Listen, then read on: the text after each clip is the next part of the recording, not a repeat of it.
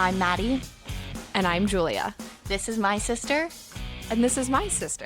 And this is my couch. Welcome to My Sister's Couch.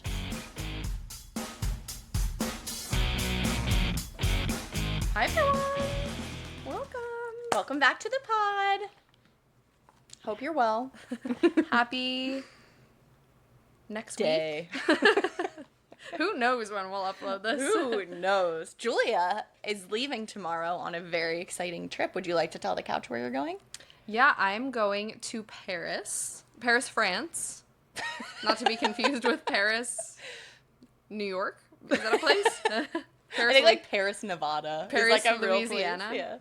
Let's see. I'm sorry, I just want to complete that really funny joke. Oh, there's 4 or 5. Paris, Texas, Paris, Arkansas, Paris, Illinois. No, I will be going to Paris, France. And after that, I will be visiting my friend. I know Kona's so sad. Kona's here. She wants to say hi to Bridget also. Yeah, I'll be visiting my friend Bridget in Amsterdam. Bridge, if you're listening, see you soon. By the time you listen to this, I probably will not be there anymore, if we're honest. I'm sure we had a great time. It's actually funny because I've been looking at our podcast analytics and you can see what country people are from. Obviously, most of our listens come from the United States, but it said like 4% from the Netherlands. And I was like, no way. We have like a Dutch audience. And then I was like, oh, it's Bridget. Yeah. Well, that'll be so fun. I'm extremely jealous. And maybe her listening in the Netherlands will kind of like boost the algorithm. Yes, our international presence. Yeah. So what are you having for to drink today? For to drink, I'm having the exact same IPA that I had last week, but I did want to bring the actual prop with me this time so I could show you what I'm drinking because I actually really, really like this. So shout out to Heavy Seas Beer. This is the Hazy Cannon Hazy Indiana Pale Ale. And I don't know where this is from. It's from Baltimore, our good friends. Home of Edgar Allan Poe, friend of the podcast. This was brewed in Baltimore, Maryland, one of our favorite places. Mm-hmm. And it's very good, so would recommend. Joel, what are you having for to drink? For to drink, I'm also having the same thing I had last week, which was pumpkin ale. And this one in particular is the Atomic Pumpkin Spicy Pale Ale. And as you can tell, I'm just working my way through a 6-pack. As am I. And so for 6 episodes, you will see me drinking this beer. Cheers. Let's get into it. So I think this week we are going to start with a brand new segment. Would you like to introduce it, Joel? Sure. So this is a segment that I am calling Not That Deep Soapbox. Trademark in the works. And this is a segment in which I and Maddie are going to rant about a topic we feel very passionately about, but at the end of the day, it's really not that deep. And so I'm really excited about this because I feel really passionately about a lot of dumb stuff. Mm-hmm. So I have a really good topic today, and it's kind of topical. It's topical, and then I saw something else that kind of ties into it. So I'm really excited to talk about this item. So for the rest of the agenda, after we do Not That Deep Soapbox, we are going to... You have a What's Up With That Guy? I do have a What's Up With That Guy to share with the couch. And then I have, 2 recs to talk about. One, literally every podcast is talking about it, so I'm, way late to the channel, or way late to the trend. What's the word I'm looking for? Hype. I'm way late to the hype on this one, but for those of you who may not have heard about it yet, I will be talking about that. And then I have a new show, I think only 1 episode has come out, that I will be talking about. And then we'll talk about Big Brother. Yeah. And then we'll wrap up. Also, I did lie last week because Dancing with the Stars doesn't start till next week, so. Yeah, I was looking for it on Monday, and I was disappointed. Yes, I was that wrong. It was the VMAs instead. Yeah. Although, which were entertaining. Yeah, did you watch them? I watched the beginning. I turned them off, I think, during Doja Cat's performance. I didn't see that. I feel bad. It was a touch boring. Did you watch Gaga's? No, but I watched her win Artist of the Year, and I love Gaga. Yeah. So that was Stephanie. nice to see. And then I think we turned on the Phillies game. Sorry.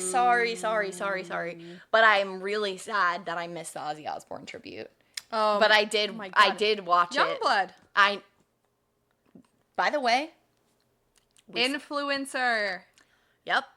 Go back and listen. I discovered Youngblood. We discovered him. No, but like I watched that after the fact, and they did such an amazing job. Yeah. And I saw people talking about how Steven Tyler like doesn't sing anymore because his voice is basically like broken because he just like screams. Yeah. And so they were saying how the performance must have been very physically painful for him, but like that sort of added to the like meaning of it. The weight of it. Yeah. That's sweet. Yeah, I thought so too. But yeah, they freaking killed it. Youngblood, My you guy. got a fan in us, bestie. Yeah, the only two that I saw were, I saw Gaga's performance, which was amazing. And then right before that was Mariah Carey. Oh. God bless her. Yeah. What's up? What's up with that? Let me start by saying this. She looks amazing. She's like 56, 57 years old. Oh, yeah. She looks incredible. Her voice sounded incredible. Like, she sounded great. Yeah, because remember the last time she sang at like a big event? I think it was like the New Year's Rockin' Eve, like a couple years ago. She sang like "All I Want for Christmas Is You" or Yeah. something, and it was like jarring. Yeah. Yeah, and you know what? Maybe So I'm glad her voice is like maybe it was like feeling lip better. syncing. Maybe. Regardless, it sounded great. The choreo, I'll say, which I feel is perhaps a touch generous. The stage presence. The stage presence was so funny because she looks great. Like I said, in like such a cute little like sparkly outfit. She is just like slow motion, like shuffling around. I'm gonna show Maddie a Snapchat that I already sent her and saved, but I'll input it into this, into the edit so you all can see it. But it was just making me giggle because, you know, she just wasn't giving that much, I would say. Just slow motion walking. You know what? It's the price you pay for looking snatched like that is Yeah. you can't really move. No mobility. No mobility. Yeah, she was probably literally immobile from where her shorts ended through her shoulders. Yeah. Like, Yeah, I think that's the situation is she was so snatched in and she was so like I don't know what the right word is. She's kind of giving this feels mean. You know in the Santa Claus 2 when he becomes a toy and he's made out of rubber and he's like ho Yeah. ho ho. It's giving sort of toy giving soldier a little that, bit. Yeah. yeah. But still gorgeous. Yeah. She looks great. Yeah. That was my one. I was kind of like, oh. But she won some award too. Yeah. Also, you know what? that I saw. Talking about Gaga and Mariah Carey, this could count as a Y2K rewind, to Okay. be honest. By accident. It was an unintentional segment. Okay. Okay. So Would you like to get into your soapbox? Yeah, so now I'm going to get into my soapbox, and I have my iPad here because I have visual aids to get into. For those of you listening and not watching, I have my iPad, and I also have a book with a little post-it, and the book is Wuthering Heights By Emily Bronte. by Emily Bronte. So I'm going to start with my Not That Deep soapbox, which is going to parlay into another Not That Deep rant. The first one is something... Sorry, I'm doing the Michael Scott where I'm starting a sentence and then not finishing it and then starting another sentence. When he's like, and I always say this, and I always will. And I, when he's like procrastinating. That's kind of me on my work goals. And he doesn't know, like, he won't just get to the point. Because he doesn't like know what he's talking about. That's what I'm saying. Okay, for real though, this time.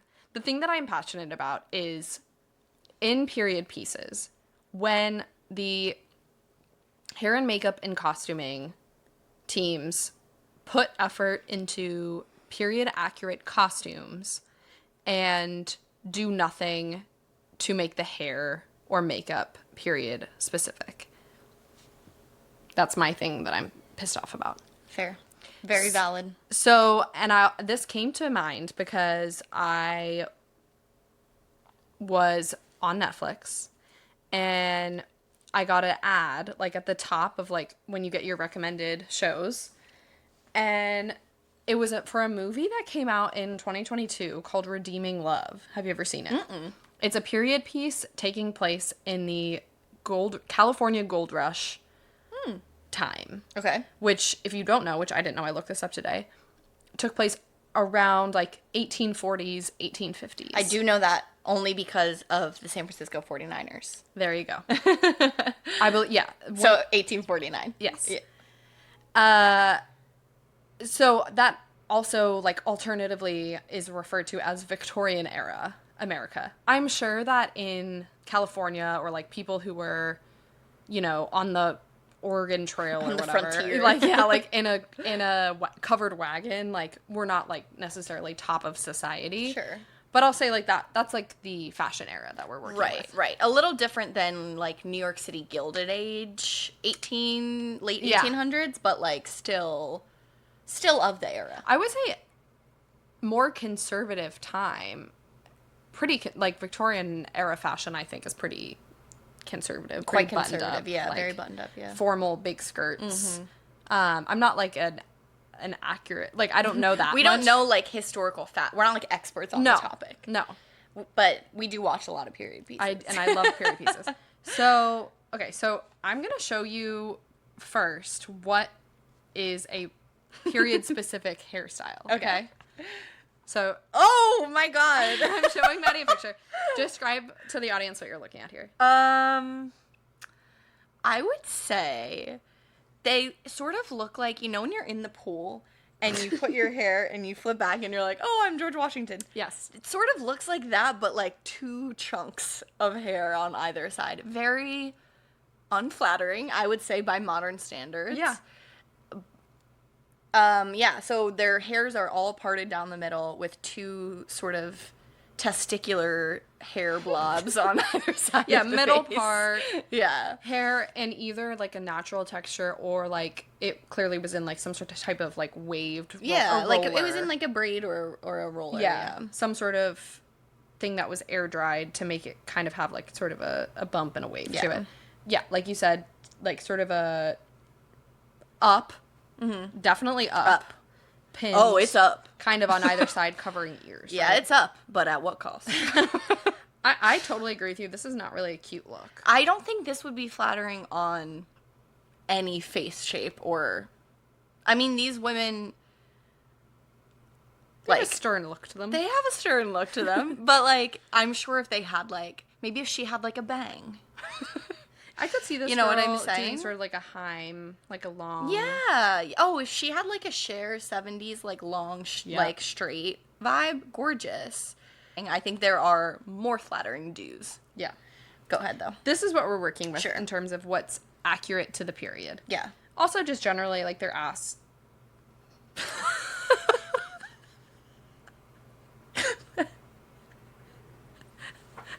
What was I going to say? Generally, their ass. Okay. That's literally offensive to Victorian women. I know, they're so conservative. Okay, so just generally their dress is very conservative. Yeah. Like, you know, to the mid-neck, I would say. Like, collars, ribbons, lace. Like, Yeah. very modest. So now I'm going to show you... I'm laughing at my own joke. I thought you were gonna also be like, damn, like their asses like look really I just said good. ass instead of dress. Okay. So now I'm going to show you what came across my desk at the Okay. top of Netflix. Bestie! Okay, so describe what I'm looking at here. I mean, she literally has the Dyson Airwrap on the frontier. What is... I mean, by the way, goals. Her hair looks gorgeous. It's blown out. She's gotten her highlights done recently, clearly. It's funny you should say that because I looked this up.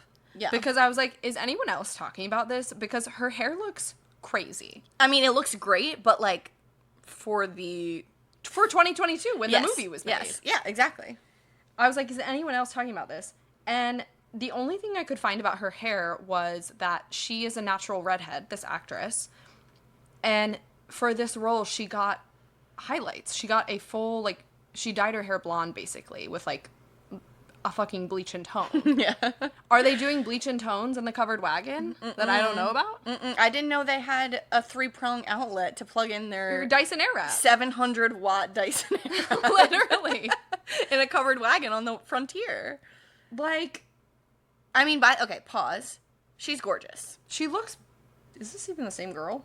Yeah. She looks beautiful. Yeah, she's stunning. And her hair is gorgeous. But, like there's not a flyaway to be seen. Yeah. It's probably windy there. Wherever they are. Wherever they are. Okay, so then I was like, okay,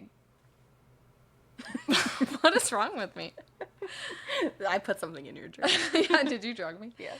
So I was thinking, like, okay, I don't even know what the plot of this movie is. I didn't even watch it. So I looked it up. Apparently she was human trafficked, I guess, as a young girl, and Now I feel bad. was working as a sex worker. So I was like, The actress? no, not the Oh. actress. Oh. The plot of the movie. The plot of the movie. Okay. And I was like, okay, maybe it's because she's a sex worker and that's why her hair is down, because that's, like, very immodest thing. Mm-hmm. So I'm doing this, like, mental gymnastics of why her hair could possibly be down in every single scene. Not even a clip. Yeah. And Not even, like, tied up in a bandana when she's, like, No. working. And that might be true, because, again, I did not watch it. But regardless, I don't know why they didn't have her have, like, a more natural hair texture. They should have just let her hair air dry and Yeah. just gone with whatever it looked like. Yeah. So this was something that really bothers me, and I recognize it is truly not that deep. I've never heard of this movie. I can't imagine it had, like, a huge budget. But if you're going through the trouble to dye someone's beautiful natural red hair to be blonde, why wouldn't you, like, maybe do something to make it look more period accurate? Maybe they absolutely fried it, and so her natural hair is just, like... Looks bad. Yeah. Were there more blonde adults in Victorian era America? No idea. I will say, from my understanding of history, and I'm no historian, pretty sure dry bar did not exist on the Wild Wild West. No. I don't think Redken root lifter. No. If you want a good example of pure piece hair done well that's not necessarily, like, attractive by modern day standards, it is 2005 Pride and Prejudice. 2007? 5. Lydia. Insert Lydia's hair here. Insert Lydia's look. With the curls. The curls are not cute. No. But even, like, Keira Knightley and the woman that plays Jane, who the actress is escaping me, like, even though their hair is still natural, they're obviously done up in a way that makes them look more, like, I guess, conventionally attractive, because that's the characters they're playing. But, like, their hair is still, like, clearly not done with a freaking Dyson Airwrap. It's, like, up and off, like, period accurate still. I think that what they did so well with their styling in the 2005 adaptation is they kept it period accurate, but they picked and chose certain hairstyles, certain makeup things to put on certain characters, although all period accurate, to portray the vibe that the character is supposed to give off. So, like, they gave Jane, like, this, like, blushy, rosy cheeks because she's supposed to be so beautiful and blushing. And they gave her this beautiful natural curls and all of the things. Because blonde that looks very natural. Blonde that looks like actually how natural blondes look, and gorgeous. And Lydia, she's supposed to be, like, pretty ridiculous. She's ridiculous. And like, it's a very trendy, ridiculous style. And I think it's a style that's also supposed to be worn, like, very, like, wealthy women wear, because Caroline Bingley wears her hair that way. So I think it's supposed to be, like, cringe, like, she's wearing her hair in this way that's, like, far above her station. Yeah. And it's like they picked and choose these little pieces of all of these different looks that are period accurate but show how the character is. It's contributing to the character. They're going to this ball where Darcy is looking at her family being like, bro, you guys all are cringing me out. Yep. And part of it is the fact that Lydia is wearing a rich girl hairstyle and she's not a rich girl. Yeah. And, like, Jane and Elizabeth have appropriate outfits on. Mm-hmm. And so that's when he says to her, it's the behavior shown by everyone in your family, your mother, your father, your sisters, besides you and Jane, basically, y'all are embarrassing yourself. Yeah. But they portray it in these subversive ways through the hair and the makeup and the costuming. And that's what good costume and hair and makeup design does, is it makes you, is adding something to the character development. Oof. Okay, we need to move on. This parlays into my other historical fiction period piece rant, which is about the new Wuthering Heights movie. I feel like the internet is all abuzz. It is a buzz. Or at least the part of the internet that I'm on is really abuzz about this movie. And if you're not aware of like what's happening, there's a new adaptation of the classic novel Wuthering Heights that will be coming out next year. And it's starring Jacob Elordi. That guy's in everything. And Margot Robbie? 36-year-old Margot Robbie. And as like Heathcliff and Catherine. And I have so many thoughts on this. The other thing is like it's very heavily stylized in like sort of a what's the word? There you have The world it. may never know. If you've seen Saltburn, it's the same, or Remarkably Promising Young Woman, which I've not seen, but I have seen Saltburn. It's the same director. And so it's got a very specific, like, sort of otherworldly, like, almost like Phantom of the Opera aesthetic, where it's very gothic and, but, like, not in, like, the real world. Like, not in real life. Supernatural, almost, aesthetic. And Charlie XCX is doing the, like, all original music for the soundtrack. Wow. The final thing that I would think is really important to note is that it's extremely sexualized. From what we can tell from the trailer, it's very horny. Mm-hmm. And I will say, if it was just a general period piece, I would be so excited about this movie. That means, like, I might go see it in theaters. I might pay $30 to see it in theaters. But it's not Wuthering Heights. No. We'll both go, and we'll throw it on the expense sheet. Yeah. On the business. Tax write-off. Tax write-off. Yeah. It's not, like, have you read it? A million years ago, Yeah. I read Wuthering Heights. Actually, in 8th grade, I read Wuthering Heights. So I do not remember exactly. But my first takeaway when I saw the casting was I thought that Heathcliff was not white when I read the book. Or at least like a man of sort of nondescript, darker complected than Jacob Elordi. That's exactly right. That was my first thought when I saw the casting. I was like, wait, what? I brought the book so I can directly read from it. Because I will say, this word is not a word that I would use in my everyday language. I believe it's like a kind of an offensive word, but it's what's in the book. Yeah. So that's how I'm directly quoting. For those of you listening, I have the book in my hand. So this is how the narrator describes him. But Mr. Heathcliff forms a singular contrast to his abode and style of living. He is a dark-skinned gypsy in aspect, in dress and manners a gentleman. That is, as much a gentleman as many a country squire. Rather slovenly, perhaps, yet not looking amiss with his negligence, because he has an erect and handsome figure, and rather morose. So, yes, he is sort of a nondescript, sort of like not white person, which I think would probably be accurate of like how someone in like Regency era England would describe someone who is not white. Sure. So that was my first thought when I saw the casting.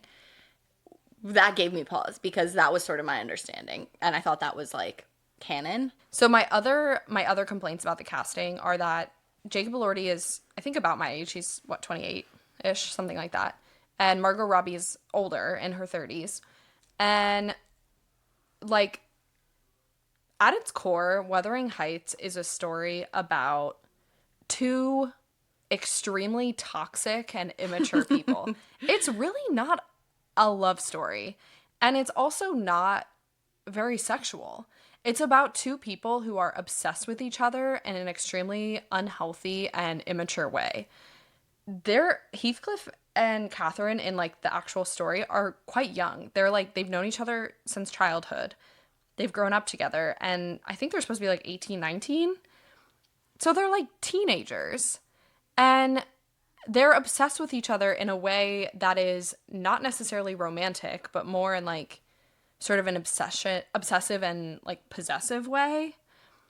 And that's the story. It's not like a horny thing where they're like adults like lusting after each other. I don't know. So that's kind of I think no matter what the theory is, it's not true to the story in that way.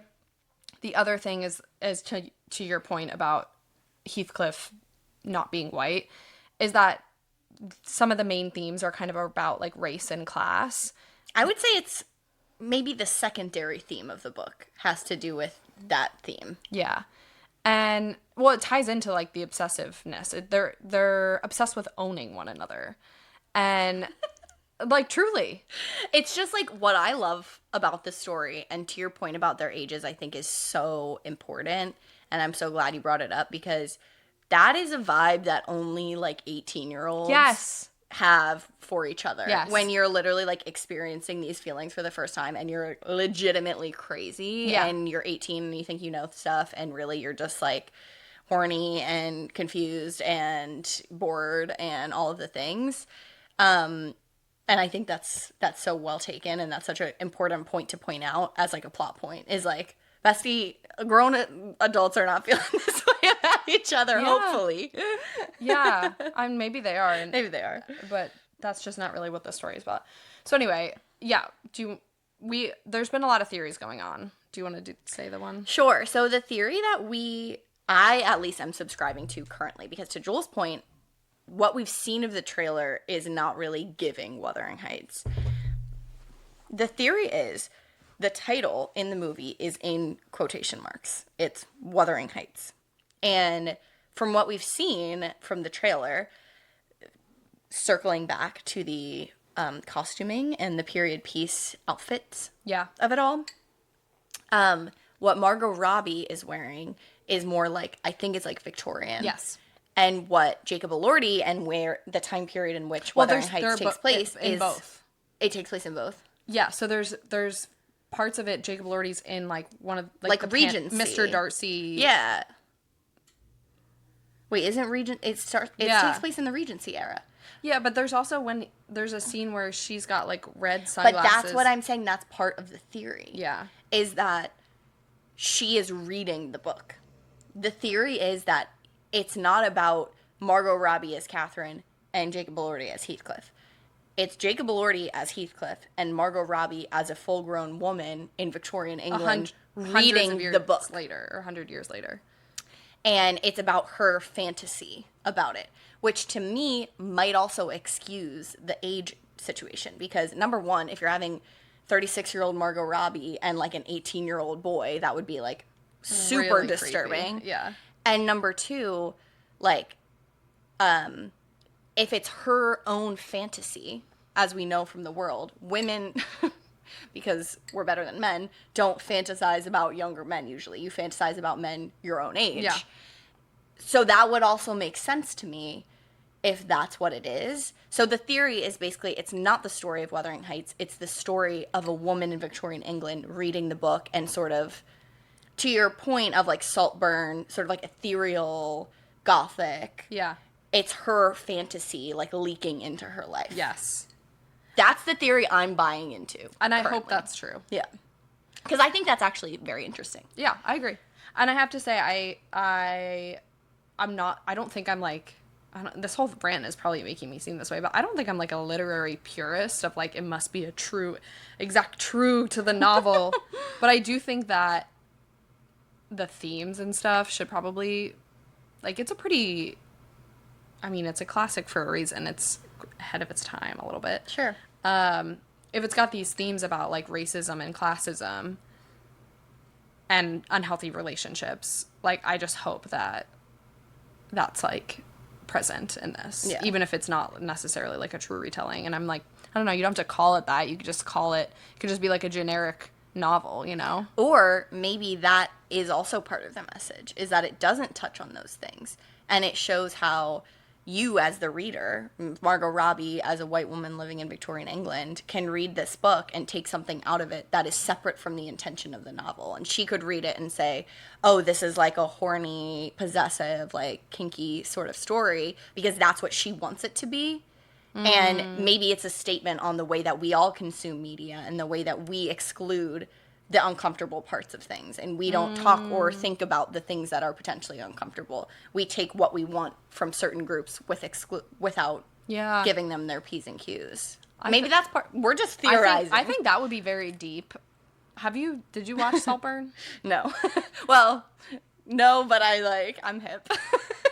Well, Saltburn is supposed to be sort of like a critique of the uber wealthy, I guess. But I wouldn't say it's like particularly profound or effective in doing that. I do think it's aesthetically very nice and it's kind of a crazy movie, so like it's good, but I wouldn't say it's like tackling a complex theme in like a really successful way. Yeah. So I don't have like high hopes that this is going to be some sort of like meta. Okay, but I'm hoping that it is. I know. We can hope. We can hope. I will say, interesting that this director has now taken on multiple projects that sort of center around, like, obsessive romance. Yeah, and, like, wealth. Wealth, yeah. And, like, class. Class, yeah. Yeah. It's this person's niche. I know. Apparently. Okay, so that's my first rendition of It's Not That Deep, but I mean, that's like a little deep. It's a classic novel. I think the hair thing was not that deep, but this was maybe slightly more deep. The hair thing actually had me shook. Because when I put this picture in, if you're just listening, like go to... I'll find a way if we can link it in the show notes of the podcast episode. Or just Google, the name of the movie. Yeah. Because like her blowout is heavily featured. Anyway, that's enough of that. That is so funny. I did also have a topic for It's Not That Deep soapbox. I was going to talk about Alex Earle, but I think it actually makes more sense to wait until next week to talk about that, because that will be after Dancing with the Stars, episode 1. And also this episode, we talked a little bit too much about the period pieces, but hopefully that's something that you guys enjoy hearing about, because it's something we really like talking about, because we are nerds. Oh, do you want to do What's Up with That Guy?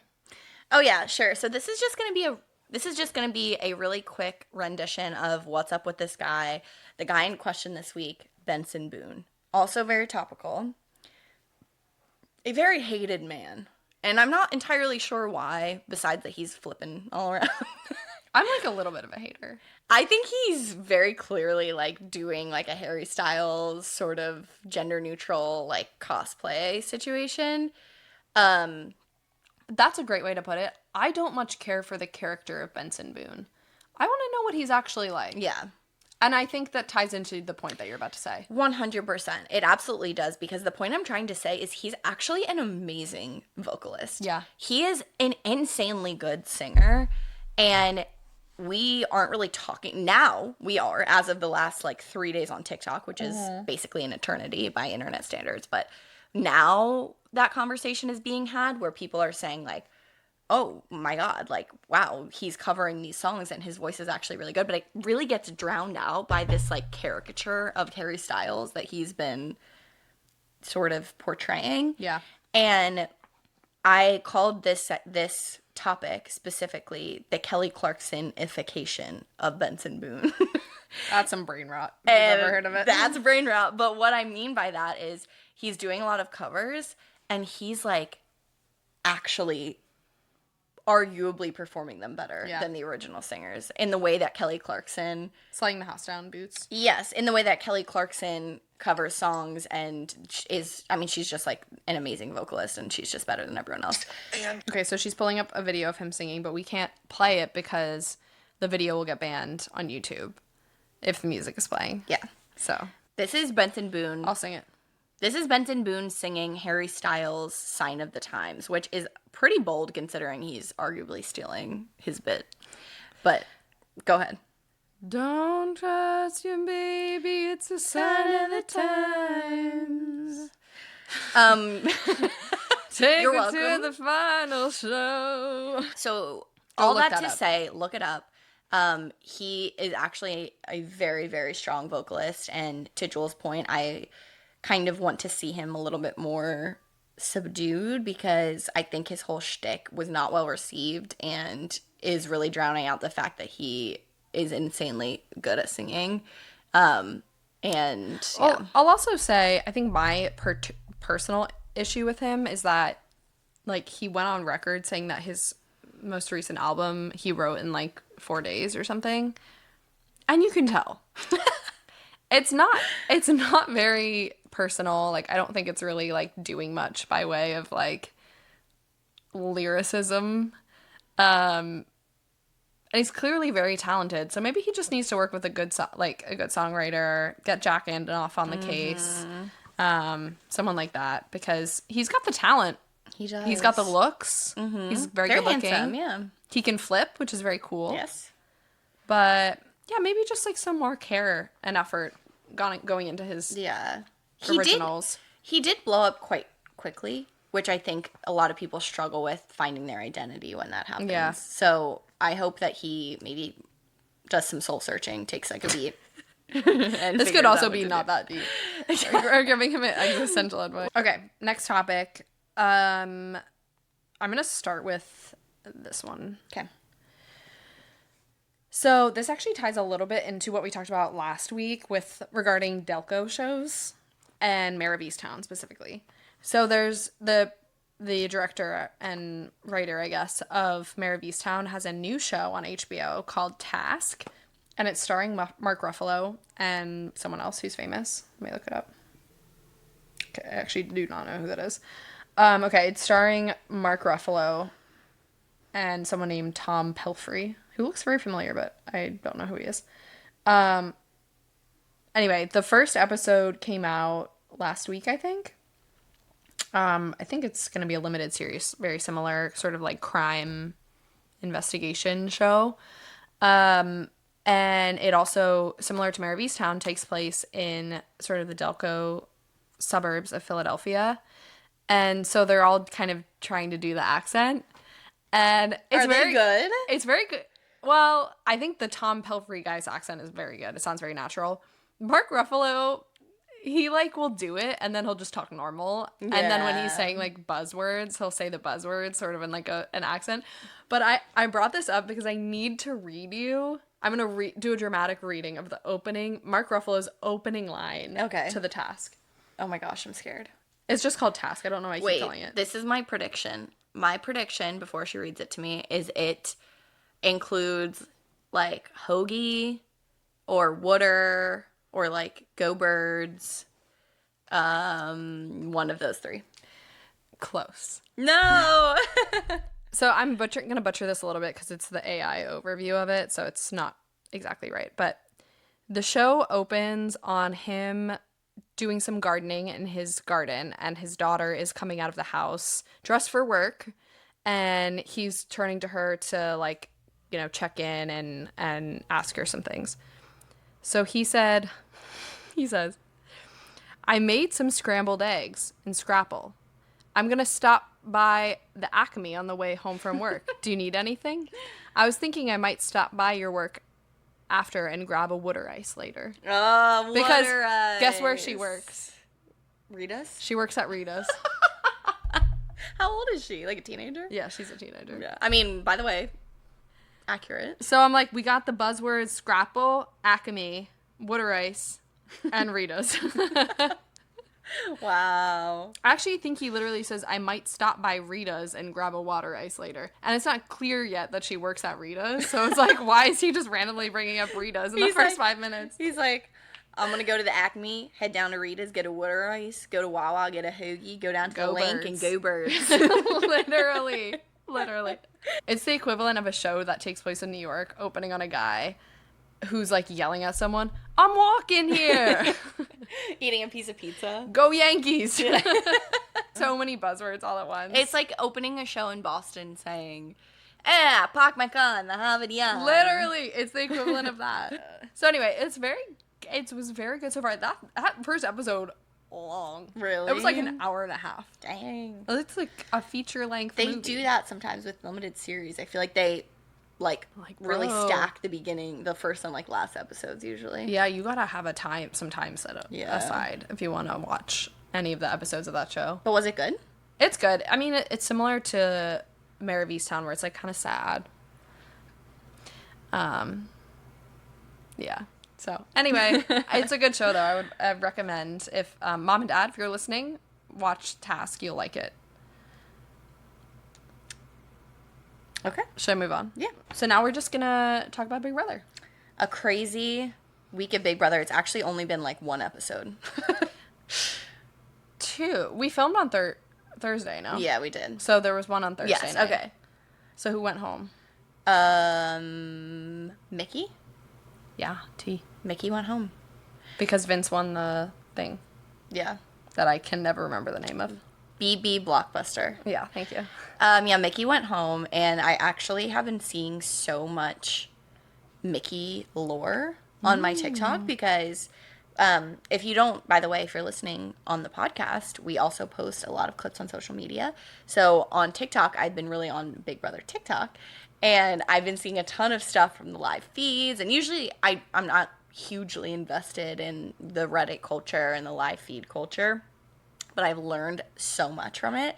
And this was actually a clip from neither of those things. This was a clip from the Taylor and that show that they do. The the recap show. Yeah, the recap show. I don't watch that. I don't watch it either, but Mickey was on, I guess they interviewed the house guests that they're not going to do it anymore now that it's jury, I assume. But before that. Oh, before that, and Mickey was the last eviction before jury. But so they interviewed her, and they said, so, I wanted to bring up your relationship with Morgan and her goodbye message.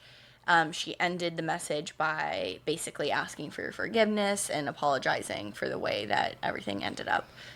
How do you feel about it? And she goes, I thought a lot about this, and I think what I'm going to do is when I get home, I'm going to sit down, open up my phone, go to Instagram, and immediately block her. And I was like, what? And so since then... I don't really get the beef. Since then, I've been seeing her basically posting all this stuff. She was on a podcast, and they were like, okay, what do you think of these different house guests? And they literally named them off one at a time. And they were like, Vince, and she was like, cheater. She did one word for each person. Keanu, she was like, gross. And then for Morgan, and I was like, I would literally never recover. She goes, stinky. That's mean. I was like, stinky? I would never recover. In what way? Did she elaborate? No. She just gave a one word for each person. Wow. Were any other ones, Steve? You'd guess sort of all of them. I don't think I saw what she said about Will.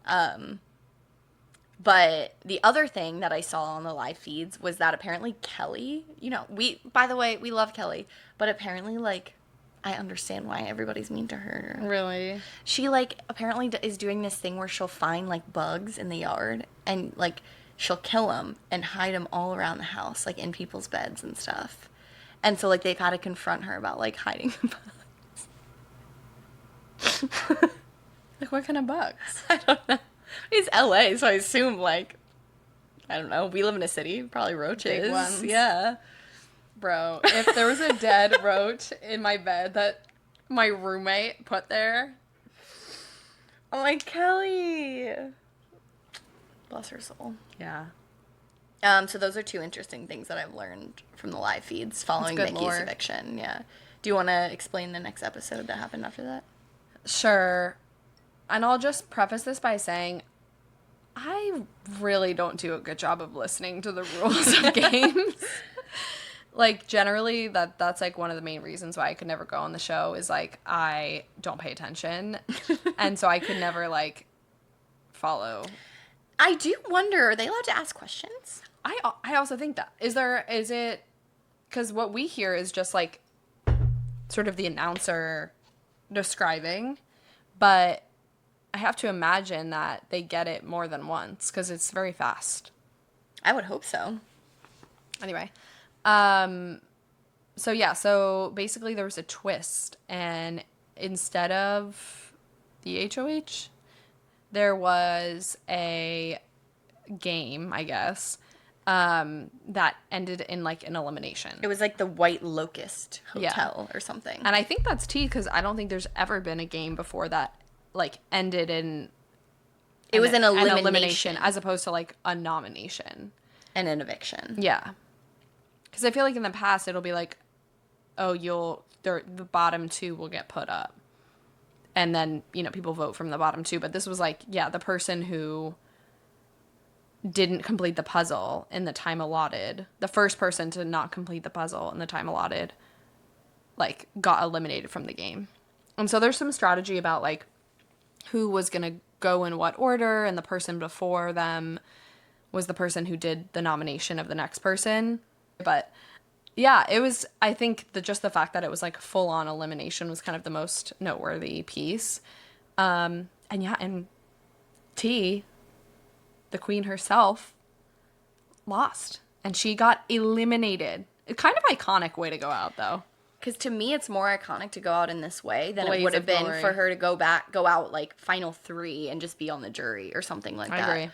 To me, this is like iconic because she's been the first and only person to be eliminated in this way. Yeah. We saw right before this, we saw a video of a guy talking about people are very upset about it, and they're basically saying this is like against the like cardinal baseline point of Big Brother is that it's a social game where your own roommates kick you out of the house. They're like, that's what Big Brother is at its core, and this like diverged from that. So a lot of people are very upset about it. What do you think about that? It's a TV show. And also, sorry, maybe that's hater, but I would say like the thing about Big Brother is they change the rules every year. Every year there's something new. There's 3 people that go up every week, and like all of a sudden there's a new competition. And I feel like it's made the show more interesting. I agree. The past couple seasons have been kind of snoozers. Yeah. And so I think it's fine. The first thing that came to mind when I saw how controversial this was Survivor, specifically the fire making competition at the end. Because Survivor is also a social game. Survivor is also about being voted out by the members of your tribe. That's how everybody goes home, except for during the fire competition. They got rid of it for seasons, and they brought it back because it's wildly entertaining and you're literally on the edge of your seat. And that person who gets eliminated does not get eliminated because they got voted out by their tribe. They get eliminated because they didn't make fire fast enough. And that's a part of the game. Yeah. And they can take it away and give it willy-nilly because that's what happens when you go on a reality TV show, is they're trying to make entertaining TV. And I think the sanctity of the game is still intact, regardless of if they throw twists and turns in the game. I mean, even like Exile Island on Survivor, these people did get evicted by their tribe. These people did get voted out by their tribe. And then they win a competition and then they're back in. So it's like, this is all Don't how they it sometimes is. do that with jury too at Big Brother, where like someone will be in the jury house and then they'll get a They chance They have not done that. Oh, really? No, but on Survivor they do with like Redemption Island, Exile Island, whatever you want to call it, where you get evicted, you go live on an island by yourself, which by the way is my worst nightmare.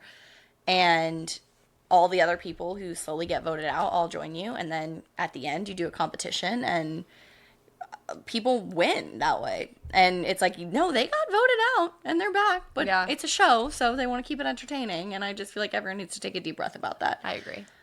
That being said, I am sad that Rachel's leaving because I love her and I just don't want anyone to win. I hate all of them. Who are you rooting for at this point? Only Keanu. Only stinky Keanu. Only stinky Keanu. Creepy Kelly. Yeah, creepy.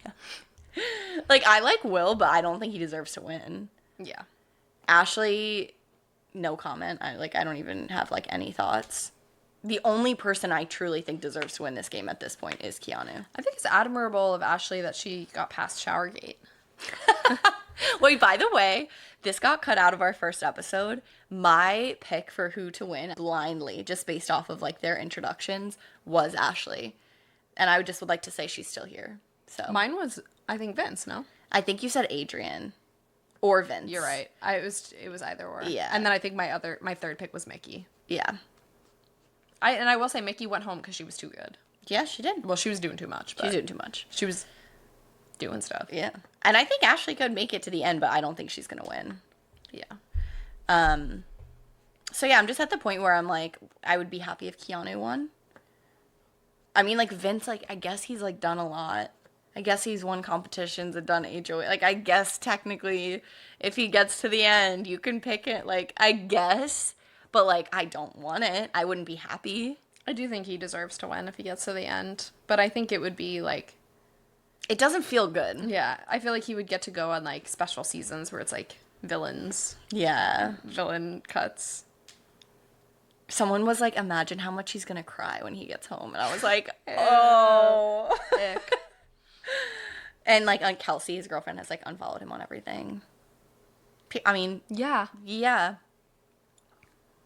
Yeah. Someone said that she should live stream the breakup because he disrespected her via live stream. So she should turn around and do the same. And she can monetize. I'm sure people will give her money. 100%. Can you make money from TikTok? Twitch. Stream? Put it on Twitch. Do a paywall. Make everyone pay $2. Girl, that's a year's salary right there. That's your rent. Yeah. Rent for a year. Exactly. And maybe date, like, maybe she should, like, connect with, like, Zach or one of, like, the other guys. Zach at least has a job. Yeah. Period. Anyways. All right, everyone. Thank you so much for listening to this episode of My Sister's Couch. If you enjoyed it, please be sure to follow us on Spotify, or if you're watching us on YouTube, be sure to subscribe, like the video, and yeah. Bye. Thanks, guys.